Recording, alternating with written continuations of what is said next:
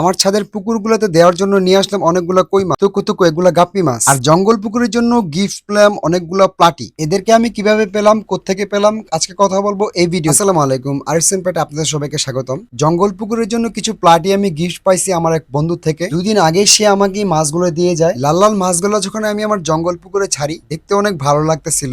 সবুজের মাঝখানে লাল লাল দেখতে অসম্ভব সুন্দর লাগতেছিল। আপনাদের কেমন লাগতেছে একটু কমেন্টস করে জানাবেন। আর আমার ছাদের যে কচু ক্ষেতটা ছিল, ওই কচু ক্ষেতের জন্য আমি কিছু মাছ আনছি। কচুর পাশাপাশি আমি এখানে গাপ্পি মাছের চাষ করব। টেম্পারেচার ম্যাচ করার জন্য পলিটা আমি অনেকক্ষণ পানিতে দিয়ে রাখছিলাম। প্রায় 15-20 মিনিট পরে আমি মাছগুলো ছেড়ে দিলাম। চেষ্টা করে দেখি কচু ক্ষেতে মাছ চাষ করে আমি স্বাবলম্বী হতে পারি কিনা। দেখতে দেখতে কচু গাছগুলো অনেক বড় হয়ে গেছে। শীত কমে গেলে এরা আরো সুন্দর হয়ে উঠবে। গাপ্পি মাছগুলো আনতে আমি চলে গিয়েছিলাম আমার এক ফ্রেন্ডের হ্যাচারিতে। ওর কাছে অনেক ধরনের গাপ্পি মাছ আছে, এক একটা থেকে এক একটা সুন্দর লাগতেছিল আমার কাছে। ও আমাকে ঘুরে ঘুরে সবকিছু দেখাচ্ছিল, এক একটার এক এক নাম, কোনটার নাম আমার মনেও নাই। ওর সাথে কথা বলে জানতে পারলাম ওর গাপ্পি মাছের খামার থেকে ওর ভালোই ইনকাম হয়। আপনারা চাইলেও কিন্তু গাপ্পি মাছের ফার্ম করে ইনকাম করতে পারেন। সবকিছু দেখা হয়ে গেলে আমি ওর থেকে কিছু গাপ্পি মাছ নিই। ইনশাল্লাহ আমি চেষ্টা করবো এখান থেকে কোনো ইনকাম করা যায় কিনা এবং আপনাদেরকেও সেটা দেখাবো। এবং আমার সাথে কিছু ট্যাঙ্ক আছে, ওইগুলোতে আমি এনে ছেড়ে দিলাম। পরবর্তী আপডেটের জন্য আমার পেজটা ফলো বা লাইক দিয়ে রাখতে পারেন এবং আমার ইউটিউব চ্যানেলটা সাবস্ক্রাইব করে দিবেন। সবাই ভালো থাকবেন, আল্লাহ হাফেজ।